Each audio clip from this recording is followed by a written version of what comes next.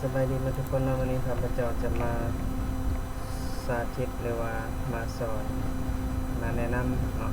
วิธีการสร้างลิสต์รายการเบื้องต้นเนาะด้วยภาษา HTML เนาะการพื้นฐานเนาะมือนั้น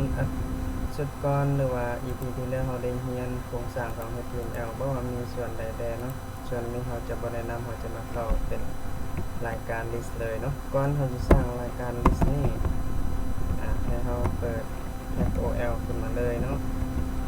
การเขียน tag OL ถ้าทางโครงการยังไม่ได้ลง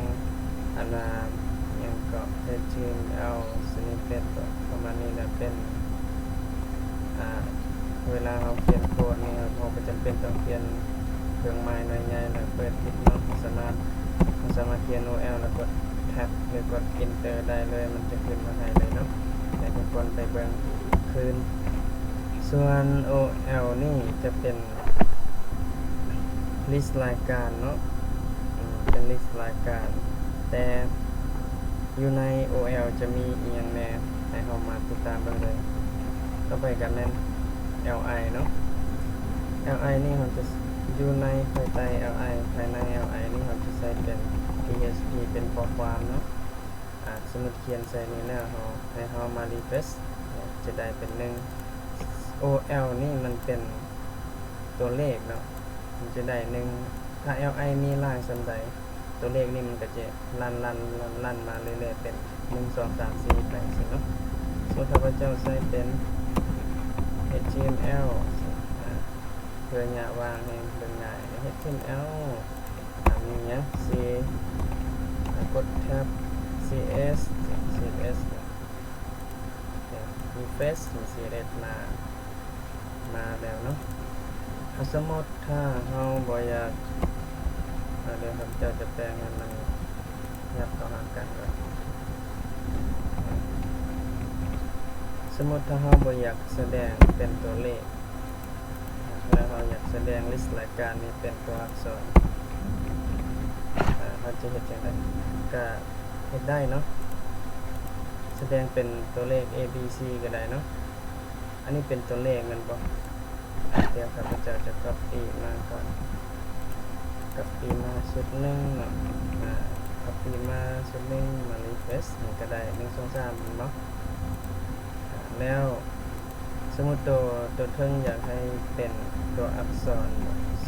เราเขียนสไตล์ตามด้วย list สไตล์ไทยนี่เนาะคลิกเอาแล้วให้เราพิมพ์คำว่า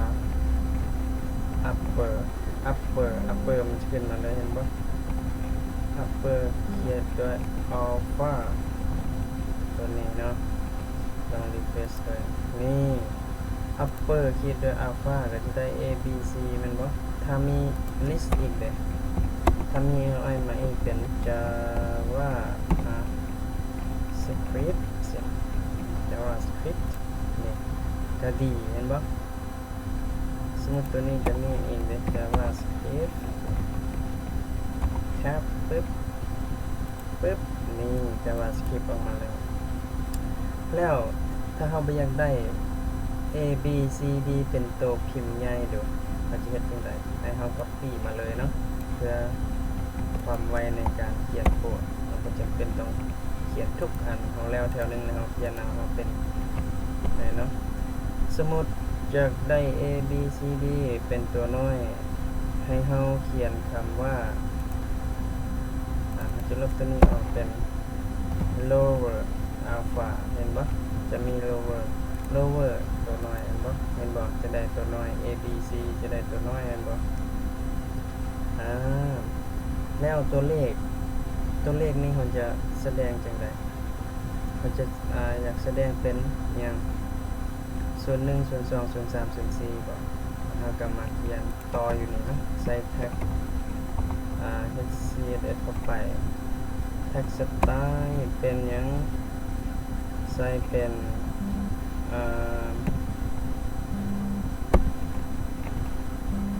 decimal เนาะ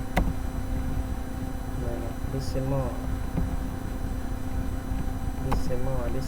นี่เนาะdecimal decimal ขีดต่อด้วย rounding zero เนาะตัวนี้เบิ่งดูมันสิได้บ่ปึ๊บบ่ได้ผิดอยู่ไสzero เขียนผิดzero เขียนผิดเนาะขอโทษนี่ได้แล้วมันจะได้01 02 03 04เห็นบ่แล้วเฮาบ่อยากได้เป็นบ่อยากได้เป็น01 02 03อยากได้เป็นเลขโรแมงสินะสมมุติเฮามีลิสต์รายการเนาะเฮาอยากได้เป็นเลขโรแมงเฮาก็ copy มาเลย copy มาอีกสุดนึงใส่รูป copy copy มาแล้วมาเปลี่ยนอยู่บนสไตล์ list style ไทยก็คือเป็นประเภทของมันนั่นแหละว่าเฮามักประเภทใดสไตล์กับประเภทเนาะเฮามักเป็นโรแมงบ่เป็นเลขโรแมงก็ upper ขีดต่อโรแมงสินะเนี่ยปึ๊บนี่เห็นบ่1 2 3เป็นเลขโรแมง4นี่แล้วซะนี้เฮาถ้าบ่มักมันเป็นเลขโรแมงมันเป็นตัวใหญ่แม่นบ่ถ้าเฮาอยากได้เป็นเลขโรแมงเป็นตัวน้อยแล้วก็ copy มาวางเซฟแล้วก็เปลี่ยนตัวนี้เปลี่ยนตัวนี้เนาะเปลี่ยนสไตล์ลิสไทยสไตล์นี่ให้เป็นหยังให้เป็นหยังrover ขีดต่อ row แม่งนะอันนี้จะได้เป็นนี่เป็นตัวน้อยเห็นบ่ถ้าสมมุติอยากได้ให้มันขีดขั้นดูเบิ่งสิขีดขั้นเนาะใส่เป็น HR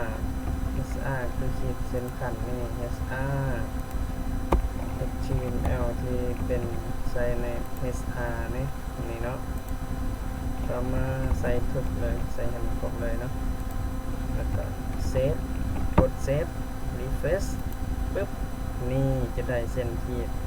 เราจะได้เป็นลิสต์รายการมาแล้วอันนี้ก็คือการสร้างลิสต์รายการให้ทุกคนนำไปใส่หรือว่าไปศึกษาเพิ่มเติมเนาะส่วน upper alpha จะเป็น ABC ตัวใหญ่เนาะส่วน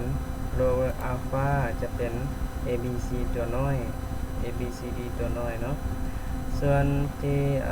style list style type decimal reading zero เนี่ยจะเป็นหยังจะเริ่มจาก0กันบ่01 02 03 04